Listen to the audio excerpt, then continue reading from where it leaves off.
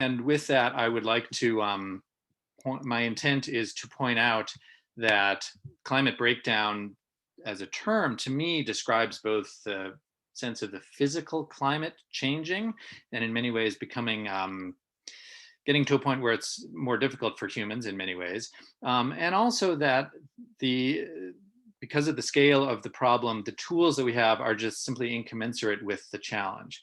And that might be the technological tools, the ecological tools, and certainly the political tools. So the result of this is that I think very broadly it is known throughout society that climate breakdown cannot be solved as we might think about solving other problems.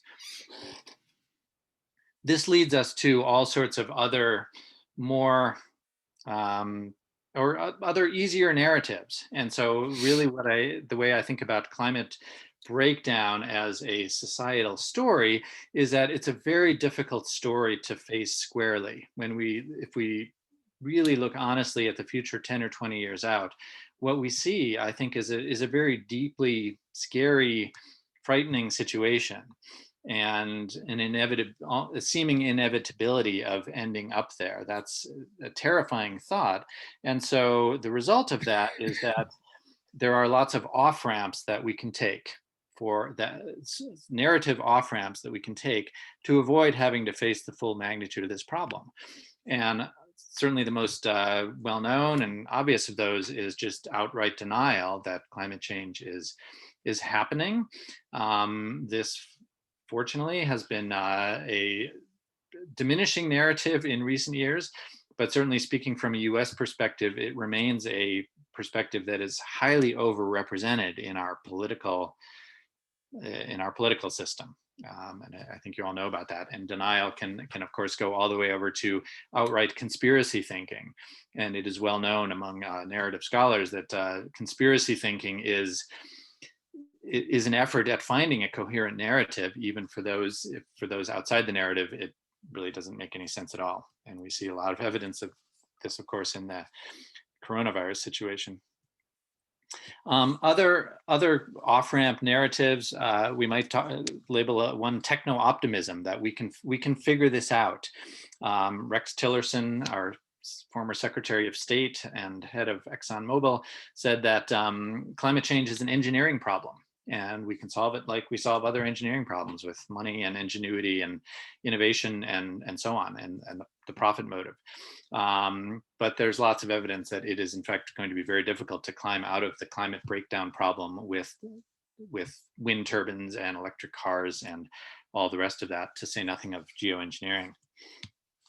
There's certainly the strain of what I could think of as uber capitalism, which is a very really selfish way of thinking about the climate breakdown narrative, that it's going to happen, and if it's going to happen, well, there's disparities in information. Why not take advantage of those to put oneself in a good situation compared to other people? And there's certainly lots of efforts right now to make money off of climate change in all sorts of ways. And this can lead all the way to what the journalist Christian Parenti has called the armed lifeboat idea, that if you have enough money, you might as well go ahead and buy into one of the converted missile silos on the Great Plains, which has been converted into something like condominiums. Those things really exist. So why not end up on the good side of it rather than on the side that receives more harm? There certainly are various strains of apocalyptic thinking when it comes to climate breakdown. Most well known, or most famously, coming from the belief systems of religious fundamentalism in the US, that's Christian evangelicals for the most part, some of whom really do believe that climate change is a sign of the end times, and so it's something to be welcomed rather than feared. Most evangelicals don't go that far, but many evangelicals, who are certainly a very powerful political force in this country, do believe that the responses to climate change, the needed responses like government intervention, are so toxic and antithetical to Christianity that they still oppose a lot of action that could be taken. Um, and then there's a sort of fatalism or schadenfreude that it's simply going to happen. There's nothing we can do. I see this tendency in some of my academic colleagues who take almost sort of a "we told you so" attitude of, I've been saying for years how bad this is going to be. Nothing is happening, and now, I at least get to be the informed witness who was right about it before others were. And then finally, I think what might be really familiar among this audience is the sense of cognitive dissonance. And this is what really I feel, I would say, on a daily basis, where I am writing about climate breakdown, wrestling with it, teaching about it in my classes. And then I come home and I have to lead everyday life. I'm raising a teenager who I hope has a long and productive life with all sorts of opportunities. I have to think about retirement accounts and all the same sort of things all of you do too. And so there's a weird juxtaposition between what we intellectually know about climate change and how we're simply leading our daily lives in the face of what seems to be a very dire situation. So any of this can lead to despair, in the sense of despair about finding any real solutions. And that's really problematic on a personal level. There's other people on this in this workshop who know far more about that than I do. Um, but so I want to approach it more from the communication level, because what happens when you're communicating, when you're doing science communication, usually there's a goal to instill some sort of change, increased awareness. And if the only message we want to put out there is, well, it's too late, there's nothing we can do, that's not very productive. It's almost antithetical to the goal of doing science communication. So that's kind of a dead end. And it is well known that really only hope can lead to the kind of action we need. If you're trying to instill change, you need to make sure that audiences have hope, which really breaks down into seeing some viable pathway for change, and also feeling a sense of agency. Like, I can make a difference here. This isn't only up to the powerful or other people out there, and all I can do is watch. But it's a real problem for communicators, and I would include teachers of all sorts in that group.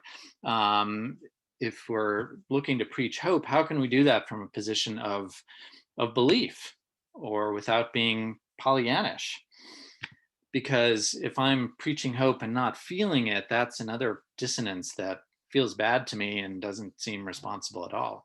So how do we deliver a message of hope about climate change or climate breakdown in a way that's ethical and responsible? That's really the question that has motivated my work. And so, as somebody who has been fascinated by stories for my entire life and has a background in studying literature and then doing journalism and teaching communication, my response is, well, what we need to know is we need to know more about what kind of stories we're telling, or what kind of stories we're embodying or really living, because that's what we're doing when it comes to climate breakdown. It's more than simple storytelling. So, and the quick summary I want to give you is this idea that climate breakdown narratives are tragic narratives. And this is going back into literary history and literary theory in terms of using this word tragedy that comes to us from the ancient Greeks and is very well embodied in classic tragedies like Oedipus and so on. And so there are certain characteristics of tragedy that link all of these different narratives. And I have to say, I'm indebted to a number of literary scholars for this. And one I'll mention who turned out to be particularly important is Joseph Meeker, who has written both as a literary scholar, but also has an extensive experience with the natural world. And I think that's the critical connection that needs to be made here. So what we see when we look at tragedies, like what makes up a tragedy, it's things are foreordained. The characters, in terms of the character of people of actors in the story, is foreordained, and the plot is foreordained. However often it's presented, the story of Oedipus doesn't change. He always has to marry his mother. It's terrible, but it can't change. That's very characteristic of tragedy. Tragedies also are composed by a single narrator, which I put in quotes here, or a single author, because obviously for the climate breakdown narrative, we don't have a single author of any sort. But my argument, which I explore in different ways, is that there is something like a single author of the climate breakdown narrative, and it goes back to roots like the human nature divide, and it goes, which is old in our tradition in Western history. It goes back to ideas of history being a linear narrative that goes from point A to point B to point C and has a particular destination. It goes back to capitalism as a way of dealing with the resources of the natural world and earning a living, and the economic determinism that drives capitalism. And it goes certainly back to traditions of individualism, which exists throughout the Western world in particular, but especially in the United States, and self-determination, that it is up to us as individuals to figure out the stories of our lives. So I do argue that there is something like a single author of these narratives. I would say that tragic narratives are highly undemocratic, because somebody has already decided what's going to happen, and there's not really a way to change that. And then what Joseph Meeker points out too is that tragedy is always driven by a big idea. And what Meeker says too is that the big idea is inherently anti-nature, because the big idea is some theoretical construct about the way that humans exist in the world. And it always relies on humans being kind of separate from the natural world. So this is a big challenge. So, and of course, there are multiple climate breakdown narratives, and they clash with one another. But what happens, I argue, is that they can't productively work together, because each of them has this big idea behind it. And so that leads to us being stuck. And that means that we're exactly where we are right now, where it seems like very little is happening in terms of actual climate change action. So what I am hoping to explore is this idea that what if we can find alternate stories or approaches that are comic? And I want to point out here that comic, in this sense, in this literary sense, doesn't mean necessarily haha funny, doesn't mean it's all jokes, but really as the opposite of tragedy, or maybe the antidote to tragedy. And so what are the characteristics of that? It really is the opposite characteristics. Comedy is highly adaptive, right? And certainly Joseph Meeker makes the comparison with evolution as being this highly adaptive thing that nature does without any centralized plan. This is true also in what we identify in modern terms as comedy. One of the authors I go to is Randy Olson, who is has written a number of books on science communication. And he is somebody who left a tenured position as a biologist at a university career to go to Hollywood and become a filmmaker. And so he writes about improv comedy, and that improvisational comedy is all about always saying yes. You can't contradict your improv partner and say, that's ridiculous what you just said. You always have to agree and then go on from there. So I think comedy has that highly adaptive approach. Comedy is multi-authored. It's open to all. Anybody can join in. Comedy, for that reason, is highly democratic. And if you think about some of the classic comedies that we have in our culture, think about how much they rely on the breaking apart of traditional boundaries. If you think about something like Midsummer Night's Dream, where there are people who are dressing as animals and acting like animals, so the human nature divide is broken. There are men dressing as women, women dressing as men. There are crossings between the class boundaries that, of course, were very set in the England of that time. So all those sorts of boundaries are broken down, and that allows for a much more democratic way of thinking about storytelling. And then finally, they're driven by this desire for persistence and the quest for survival. And Meeker goes on quite a bit about this in terms of talking about the parallels between comedy as a literary tradition and a way of approaching the world, and evolution as the way that life as a sort of a generalized force. Evolution is the way that life moves through changing conditions. And certainly I would argue that taking this comic approach really shows that we are acting as nature. We're really embodying nature. And so I would say that stories of this sort, they're not only pro-nature, they really embody this idea that nature is making efforts to take care of itself, which is exactly what needs to happen these days. So the conclusion that I reach from this is that if we're looking for some grand narrative, or a silver bullet to fix climate change or climate breakdown, that's a hopeless task. And I think some of the hopelessness that we feel, that we see pretty broadly in our society, I think comes from our tendency to want that sort of a silver bullet solution. There are a number of commentators, observers, scholars who have pointed out that there is no silver bullet for climate change. There might be silver buckshot, and that's more in the direction of what I'm talking about. So we're wasting our time if we're looking for some sort of grand narrative that will fix everything and reset everything. But where does hope lie? It lies in a multiplicity of stories, in giving voice, making sure that a multiplicity of stories have voice and have audiences.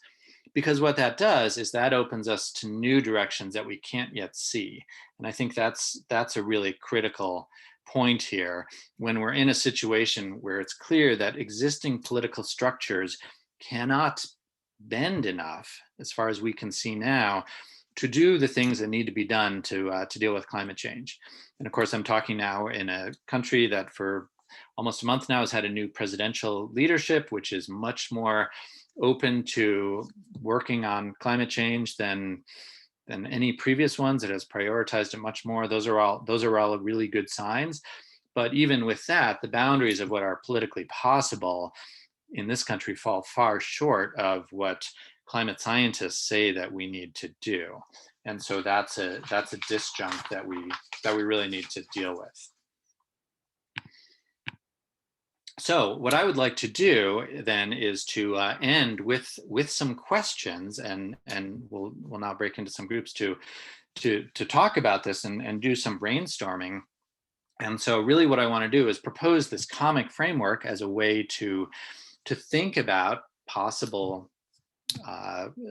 frameworks for missing climate change stories. And so what I really want to ask you all is, what are the missing climate breakdown stories, or voices, or audiences in your discipline or in your place? So this could be specific to study work that you do, or teaching in a particular area, but I think always the geographic place is really important too. And what can you do? What can we do to promote them?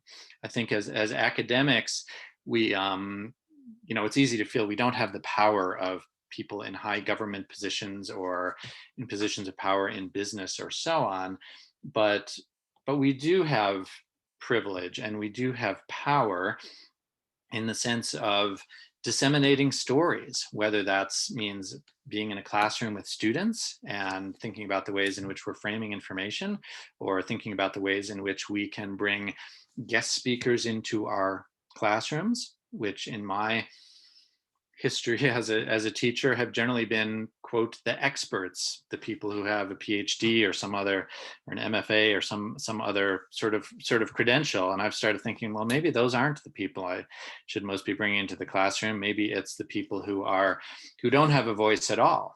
Most of us in academia do have access to ways to get our voices out there, whether that's through publications, presentations, classroom management, and so on. But let's think about all the people who don't have access to those sorts of channels. So what I'd like to do, I'll stop sharing my screen, and what I'd like to do is I'll put those questions in the chat so that everybody can have access to them. And I was thinking maybe if we do, I don't know, something like 3 groups or so. Does that make sense? Peter, I just wanted to mention that there's one person in the chat just would like to say something before we break up, if that's okay. Robin? Great. Yeah, let's do that. Yeah, Robin, go ahead. Hi. So I have been working with Ellen Kelsey, and Jessica and Sarah, who I guess just meeting now.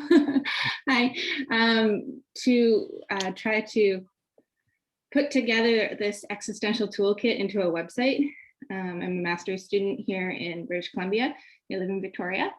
And Peter, what you're saying and the questions you're asking at the end here is everything that this process of going through all these contributions of resources has really been leading me to, and that I've been talking with Ellen about so much. So one, I really appreciate what you're saying, and two, these are the exact questions that I feel this process of curating these resources for the existential toolkit is it's the questions that are being revealed, and at this point I'm still figuring out how to answer them, so I'm really curious to hear what people have to say. And I do see, like, I myself, just from, so I'm the only one who's sort of been seeing this so far. Ellen and I chat a lot about it, but it's going to be published soon.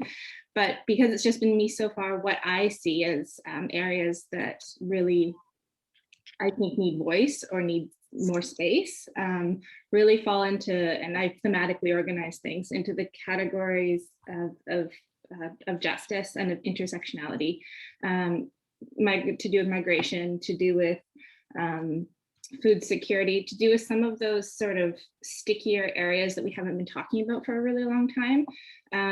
It's brilliant how much we have in terms of people talking about race, climate racism, and sorry, I just went blank a little bit, and anti-racism, and acknowledging, like, dealing with our privilege as white people, especially as academics. So anyways, I just wanted to say that because I haven't really spoken up at all in these sessions. I've been observing them and really taking them a lot. But Peter, you hit the nail on the head in terms of what this toolkit and this process is revealing, and that there's a lot of work still to be done, because it's really easy to put more voice to where there's already been a lot of voice. And I think there's a great opportunity to do it differently. And I think that's important. That's it. That's great. Yeah, thanks, Robin, for saying that. And I'm always pleased to find those confluences of interest and and work attention. So I'm really pleased to hear about that. So I do hope this has a prominent place in the toolkit as that gets established. Mm-hmm. Okay, so Doreen did point out, yeah, with 3 groups, we'd have a little bit over like 11 per group. Maybe that is a little bit large. So maybe we should go with, well, how about 4 groups? I think that might work. And I'm asking everybody the same question, so that I just put the question in the chat. Oh wait, I think I didn't return. There it is. Okay, so now those questions are in the chat, so you should have access to them.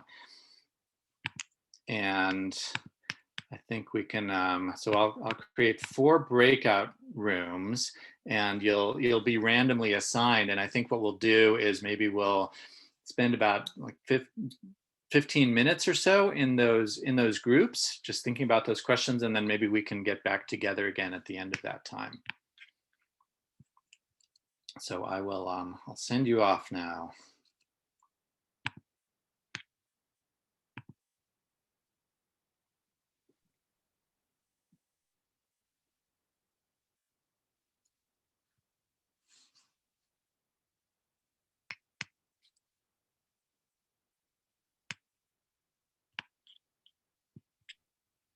Peter, I'm wondering, I don't see a prompt for it. I wonder if that's because I'm a host. I just went to everyone in the chat. Huh. Let's see if I can join. Oh, I can select to join, so I'll do that. Oh, okay. Okay. Yeah. Okay. I will do the same thing. I'll join one of the groups.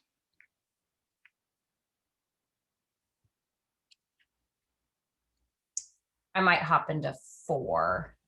Okay. Spread ourselves around. Okay, I'll go to room 2, maybe. Join. Okay.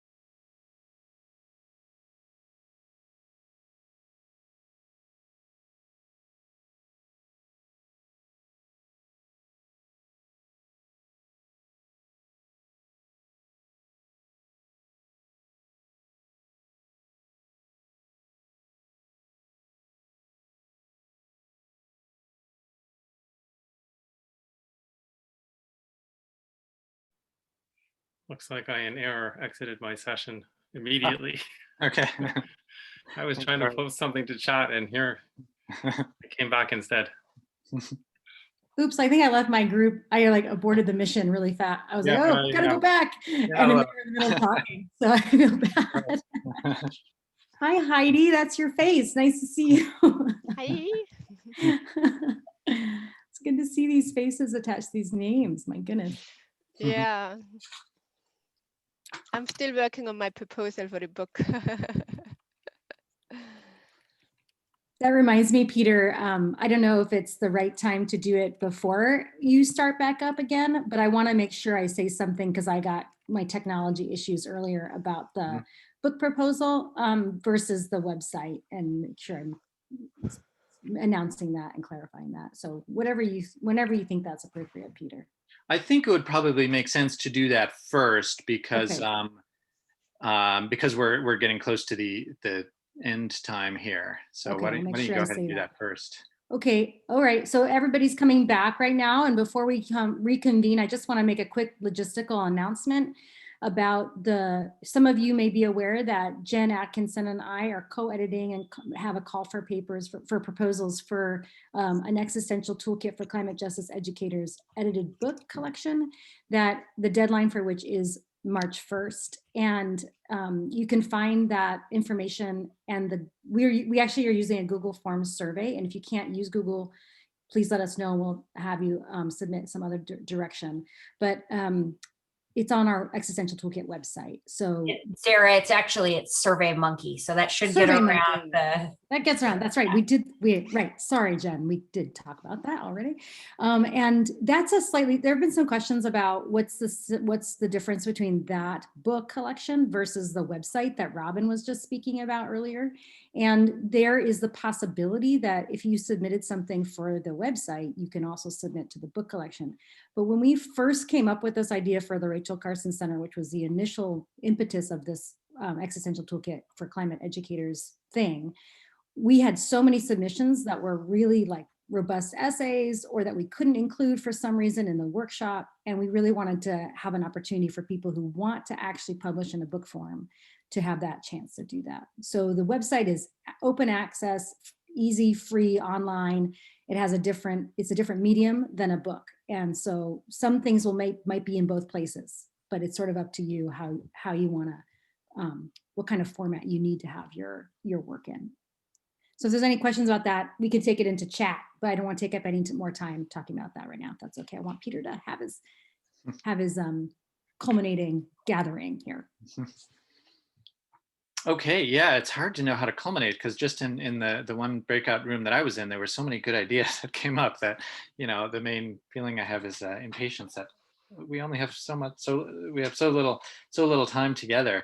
But I guess I would love to hear if there was anything that happened selfishly, especially in the breakout rooms that I wasn't in, that kind of percolated to the top as either a question or an action item or anything like that.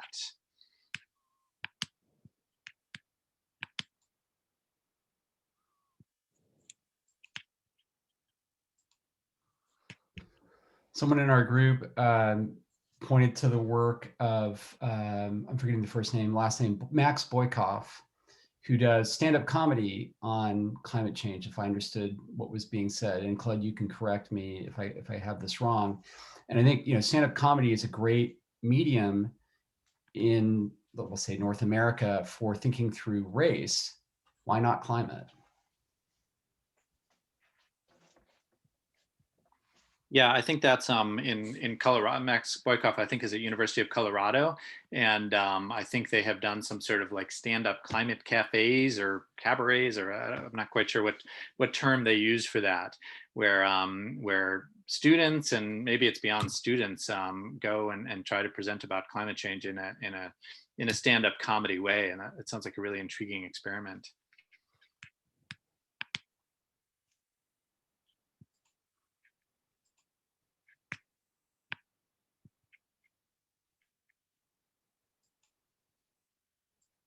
Anybody from one of the other groups want to chime in with anything? one of the things we kind of played with in our group was the sort of the tension between this comedic mode of sort of like the lack of a master or linear narrative, and the way that, like, you know, is there any kind of risk that could sort of play into this other existing narrative of a kind of like the individualized approach as opposed to the coordinated national, you know, federal centralized response. So I brought in a transcript from a podcast episode. I think I'm breaking up here again, but looking at the way that these can sort of slide into like into those kind of existing narratives around resisting the kind of a coordinated or federal approach to climate solutions. Yeah, I think that's a great point, and that's actually I've heard something like that from some of my my colleagues at the university who share similar concern, because the quote master narratives are so potent. You know, they can sort of, it's easy for them to take over because there's just something appealing to them, or they wouldn't be such widespread narratives. So I do think that's a huge issue to face, is to how to do this really multifarious storytelling and to get something cohesive out of it. Mm-hmm. So I think that's a great question. I would say a couple of things that came up in our group that I found intriguing. I mean, one was Merrick was talking in particular about children's books and kind of the need to calibrate hope. And that's something that I regularly wrestle with as somebody who teaches graduates and undergraduates and has taught freshmen. And I'm always wondering, you know, like what level is my audience at, and what is the ratio of something that's hopeful versus something that is, you know, what's the opposite term to that? You know, highly realistic. And I'm guessing that some of you have done that same sort of thing of calibrating. You know, how do we teach differently to the graduate students in environmental studies than to the freshmen who are maybe, you know, getting liberal studies credit and don't know much about climate change yet? So I think that's a very active question for many of us face in our day-to-day lives. And then somebody, Linda mentioned the need for voices maybe from conservative communities, like extraction, coal mining communities or other extractive communities. And I love that idea too.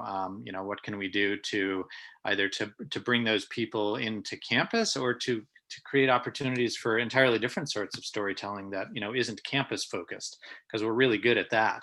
But, you know, what sort of collaborations can we make to do storytelling elsewhere? I am given some hope. In our state, we have a really active interfaith council that is all about climate change action. And they have audiences that are not my audiences. So I'm really encouraged by that.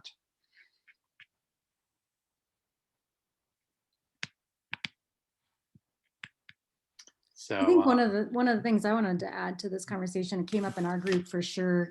Kevin and others were speaking about this, that if we look at Indigenous stories, we ask the question, is the story implicit in your question even itself a story that ignores other stories? So the climate breakdown narrative implicit in the question of what stories are missing in the climate breakdown. And the notion that something I'm feeling a lot and thinking a lot about recently is the notion that climate breakdown is a news story, and that other perspectives would, maybe marginalized perspectives, would say that this is not a news story, and that tension is something I'm spending a lot of time in, that the alarmist, this is a crisis breakdown, assumes that your audience member is somebody who hasn't already experienced a breakdown, and that can really fall very poorly on a lot of audiences who've experienced a lot of breakdown. And so the question you raised, Peter, about how do we tailor the different stories based on the different audiences, needs to not just include sort of where they are in the kind of affective arc of are they already alarmed, or are they not already alarmed, or are they conservative and deniers or whatever, but also include this kind of, have they already experienced some kind of something we could call climate trauma? And if they already are coming from a trauma experience, how can some of these breakdown stories actually alienate their voices, their stories? It strikes me that bringing those people into the conversation, bringing them into the space so that more can hear their stories is really, really key. I have a question that hasn't come up yet about AI.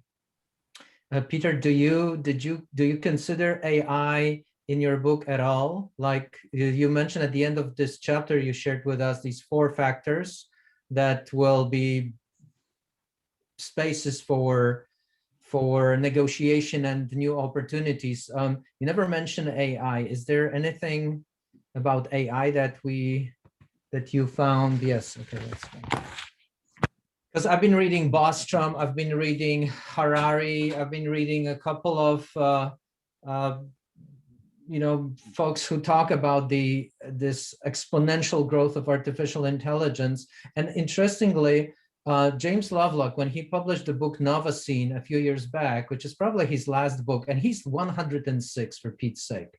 He had been so drastically dark in his recent books, The Revenge of Gaia, 2006. He says, we are pretty much done, like it's going to be a massive apocalypse. And he wrote a book of conversations in which he suggests that the only solution, the situation is so complex that human beings are too simple, even in collectives, to tackle this whole situation. So really AI, beneficial AI, is going to be the good shepherd for the planet and will sort of contain human expansionism and other things, destructive tendencies, to sort of, that this is the only hope he sees. And I was struck by this because all discussions of AI I have read so far, and I've been reading a lot, pretty much everyone is freaked out by AI, freaked out. But when you look at the pace of AI and how AI is already managing our markets, our financial flows, economy, it's algorithms far more than people. So I wonder, have you come across any discussions of AI as, I'm not saying a solution, but as a factor in this whole climate change, thing? I really haven't. I mean, that's a really interesting suggestion. I have certainly, as somebody who's highly uninformed about AI, fallen into that same category of just thinking, oh, this sounds really terrible and dystopian, and has all sorts of dystopian potentials. So no, I really haven't. But I think that's a really fertile ground for investigation. Thank you. It does make me think about it. Certainly in my state, there's been all this resistance in communities to the idea of the smart grid, or smart meters that, will help with electricity and energy conservation. And so I'm wondering how much of that sort of citizen or populist opposition would potentially increase or would be present for in opposition to broader use of AI. That's just an open question. I want to just share an experience I recently had. I was telling a person completely outside of our field, an economic, about the kind of things we do and how we talk about storytelling and the kind of effect it could have on how we approach the entire climate crisis. And he got really mad and he was like, you sound like a QAnon conspiracy theory person. And I kind of had to smile because I myself come from a working class background, and I know how before I went into academia, I would always make fun of those academics who just talk a lot and don't really do enough. And now I'm one of them. I sometimes feel like and now we have this question of AI, and I totally agree. I think AI is such a big topic, and ignoring it is like, ignoring the reality of nowadays, because so much is happening already and so many companies are, embracing it, and just us being on Zoom, there's so much AI involved. So I sometimes struggle with the entire storytelling thing, because I kind of can understand why some people can't really take it seriously, or they feel like left out because they can't really connect to it.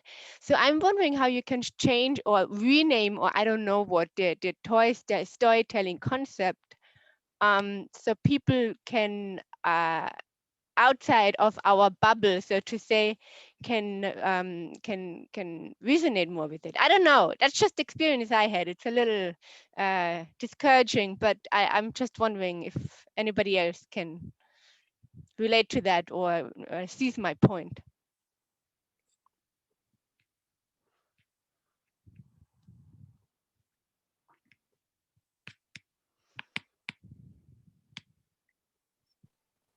So Heidi, this is Brooke. In terms of the bubble, yes, I very much see that point and action.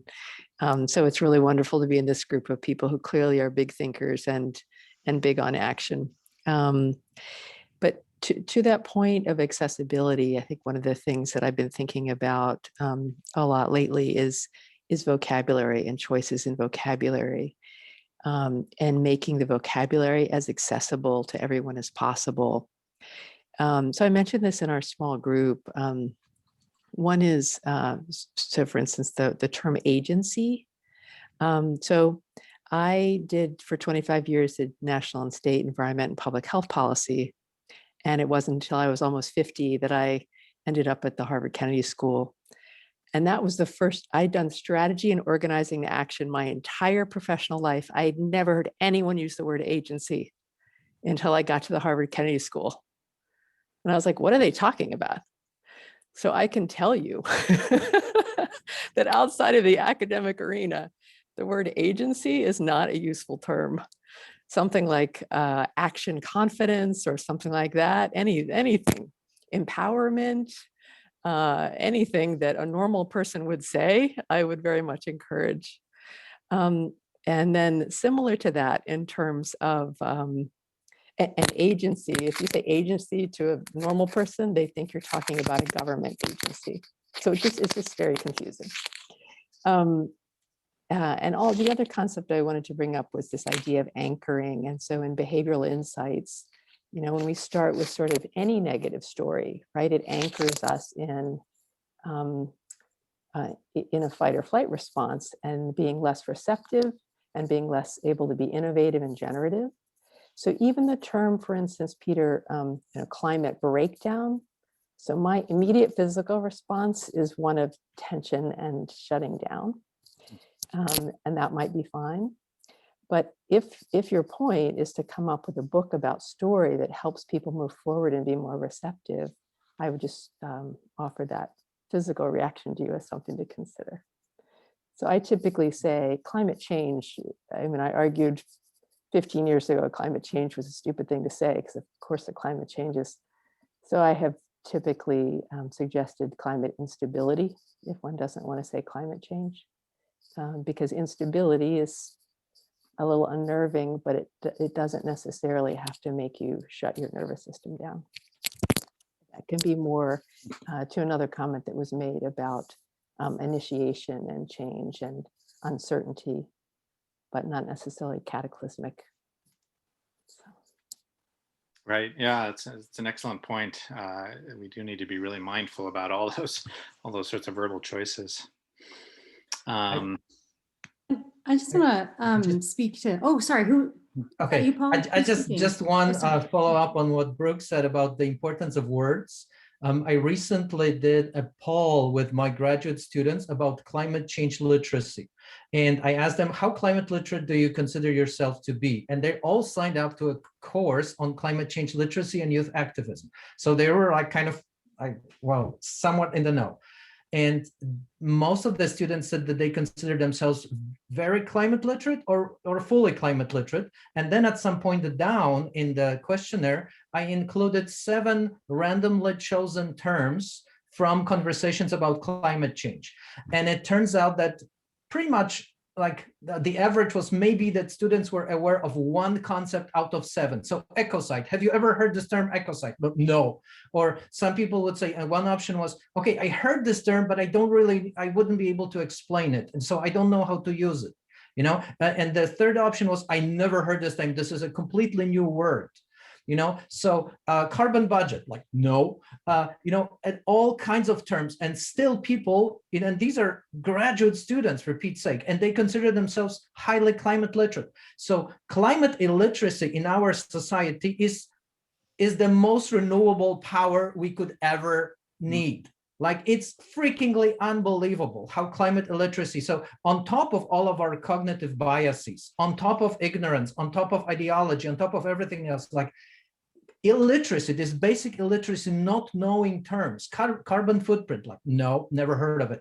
So it opens a completely new universe when you realize that we need new vocabulary, and how much of this new vocabulary that has already been created, people still don't know it.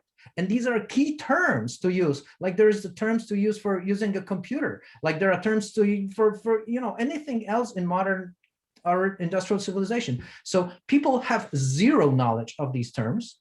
So this is another, you know, the words.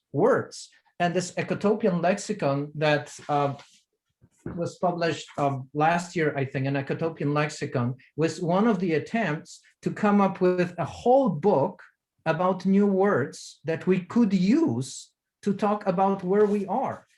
And so this is already happening, this invention of new words, but I think that this, what you said about these new words, that they need to be, I mean, we cannot change this reality without new words. We need these new words, we need new stories.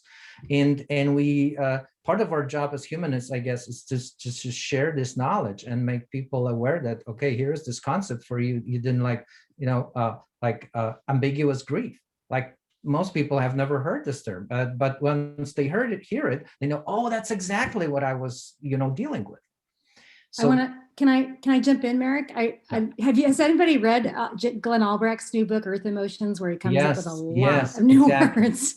Exactly. Yeah. Nostalgia and all those. Yeah. Exactly. And this psychoteretica, and he loves making up words. So I recommend that. There's a lot of books happening, and I want to say in the chat, I suggested if folks ought to, Peter, somebody said, I think it was Pete, maybe, who was that? Somebody said that I needed a whole sabbatical to read these books. So maybe there needs to be a book club spinoff of this group, and I'm going to leave you all to self-organize on that one. But I want to just pick up on something on what Brick was saying about the sort of like nervous system, how the nervous system responds. And this came up in the last workshop where I was talking about race in the classroom. And I actually, and this is where some of Jen Ladino's work, and I think she had to go at 10, but Jen Ladino's work talks a lot about the actual effectiveness, the importance of having that limbic response to bad news. And especially I think among people of privilege or who have not experienced disruption that much in their lives, that there's actually an importance of them having, I sort of want to lift up the role of this and the general journey of this. We can't stay outside of our windows of tolerance forever, but there is actually an importance of getting into that moment of discomfort and fragility around one's despair and whatnot, that gets us out of denial or whatever it is. I'm comfortably in denial all the time myself, right? There are moments when I get really knocked around and I think, God, it's really important that I spend some time in this stretch zone where where my limbic system is really alarmed and I'm feeling fright or freeze.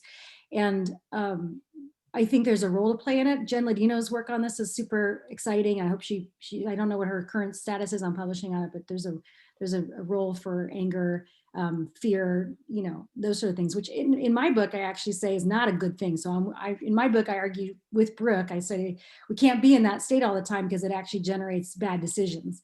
But I do think there is a role for it to play. And I want to lift that up, that just simply avoiding scary terms that make us feel clamped up is not necessarily the right solution either. And I know that that's probably not what Brooke is saying. So I'm not trying to make a straw person out of you, Brooke. I'm lifting up the possibility that what is the role of that? You know, is there some reason that we want to have that narrative that brings us crashing down into that? Just to throw in also, Jen Ladino is going to be co-hosting next time, or facilitating next time. So 2 weeks from today, make sure to plug in. Great. Well, thank you, everybody. This has been such a rich discussion, and I'm mindful that we're over time, and I would love for it to continue. I unfortunately do have to go to another meeting here pretty soon, so I'm really grateful for the discussion. I found it enormously enriching, and as I have all these workshops, so I very much appreciate your good ideas and questions and your participation. So thanks very much. And thanks again to Jen and Sarah for making it happen. I'm so grateful, Peter. Thank you for taking the time to run the show here, and to everybody for coming. This is just such a community, and it's so exciting to see it grow and evolve, and all your voices and brilliance coming to the table. This makes all these Zoom fatigue worth it. So just to let you know, the Existential Toolkit discussion series continues. As Jen just mentioned, Jen Ladino's next time, and you can check out the website for the future ones. And I'll hang out for a few more minutes as people leave if there's any questions about all of this stuff that we're doing. So thanks. Great. Thank you, everybody. Thanks, Peter. Thanks, everyone. Thanks. Bye-bye. Thank you. Thanks. Bye.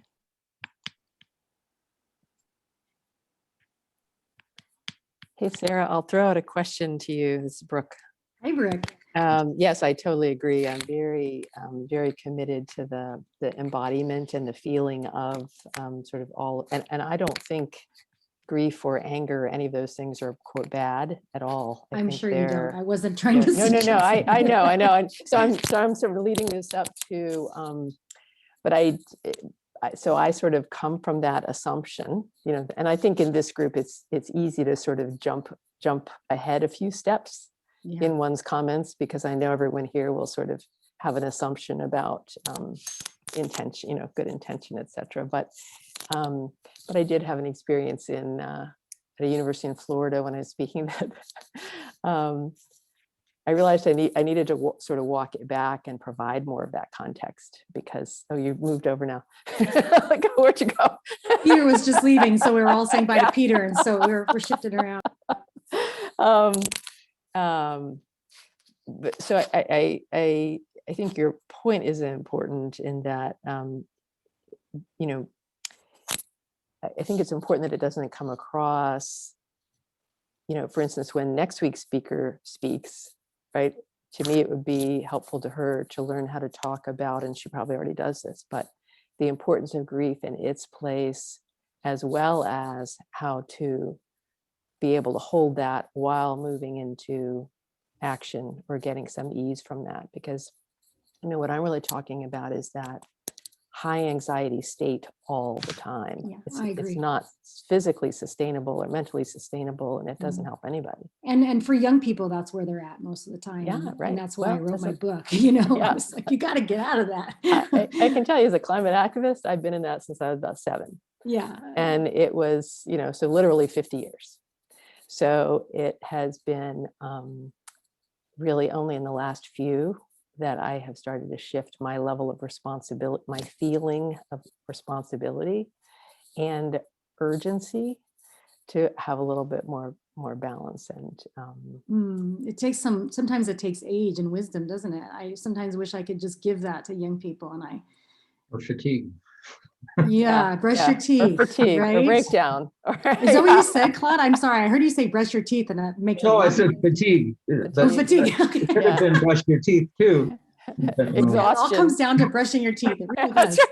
That's right. I want you to say that, Sarah, from now on, every beginning of every talk. It all comes down to Have you brushed your teeth today? Go brush your teeth, and then we can talk. It can be code. But yeah, so I appreciate learning to talk about it a little bit differently, so that in bigger context, it doesn't sound like I'm suggesting that these other things aren't important. We live in such a, I'm just nuts for your comment, Brooke. So I have to say, and I know Claude wants to say anything, but I love the fact that we are talking about the both and here, because we live in a culture that only wants us to have just despair and freaking out, or happiness and your la la la Pollyanna and everything's fine.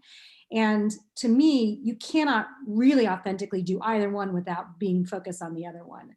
And I'm learning in my climate wisdom of age, that these two things are deeply interconnected. Jennifer has helped me really learn a lot of this too through her work and her podcast. And I just love this aha moment of, which I think I attribute to my age, that I would love to help young people with, that these two things are really intertwined, that you don't really need hope when you've got the despair joy combination or despair love combination that you see as really intertwined with each other. And I have found personally that the real meaning of all of this comes when you get that, you have that like aha moment where those two things really are inseparable. So the either or option, I don't want to suggest you were saying that, and I'm certainly not saying that either. And I, you know, students all the time come in and say, but despair, I have to be in despair. If you're not despairing, then you're not paying attention. And it's like, yeah, but the real resistance is joy, you know? So anyway, Claude, please, I know that you were trying to. Yeah, it's more of an administrative thing before we leave. Yeah. I don't know how I fell into this group. I think I emailed Jennifer and then she just said, sure. But there's a number of people who I think would benefit and contribute to the group. How does the group sort of naturally grow, or do you have a limit, or does it matter, you know? That is something we've talked a lot about, and I can let Jen probably speak more to this, but it's basically been, if you're interested, email Jen and she'll add you to the group. And we've had some questions about, you know, do we want to have some constraints around who's joining and what their deal is? And so we've been sort of like in a sort of de facto way, we've been saying, okay, maybe they should have some sort of connection in some way to these topics loosely, you know, but so far it hasn't really been a problem. And we've basically said, if it becomes a problem, we're going to have to talk about it, but it hasn't been a problem. Jen, did you want to speak to that? Yeah, I agree with everything you're saying. I think the kind of word of mouth nature has actually worked out, because people tend to, they see the description and they send it to other people who are already working on climate and affect and education. So we just don't want it to sort of become a sort of a catch-all thing, like this is just a climate discussion group, because it is a more specific thing. So sure, feel free to reach out to your colleagues and have them contact me, or just have them read the description on the website. And if that sounds like a good fit for them, I'm happy to. Yeah, there's a real centrality of what's the role of emotion in this work, and a real commitment to some sort of young people in some way, like through our teaching or through our parenting or through our counseling or whatever it is that we're doing. So there's some more narrowing focuses that bring us together, if that helps. That's good.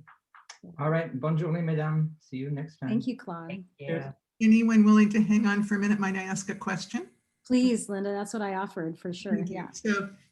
So this is my first time here, and I really appreciate your openness. Abigail Lynham connected me to this. And I am an occasional adjunct faculty, but I'm also a doctoral student trying to zero in on a question. And one thing that's occurred to me is to look at the experience of educators as they are supporting students in higher ed when the students encounter stretch points. And there's different language around that. Listening today, I'm thinking also it could have to do with that emotional space. I mean, there's often an emotional component, right? But it's also sometimes a cognitive stretch. It's just the whole disorientation of some kind of a stretch. So I would just be curious to hear your thoughts as educators. Does that seem like something you would find valuable to hear about? I'm going to just say wholeheartedly yes. I mean, I'm sure Jen can speak to this too, but the vast majority of people who've reached out to me and Jen about this stuff is educators who are thinking, I have to figure out what to do in my classroom because the same old stuff I used to do isn't working anymore, and students are really losing it. Okay. So it's emotional, it's cognitive and emotional, you know, together. And the stretch is more like despair and nihilism and can't even get up to get to class because they feel so distressed. So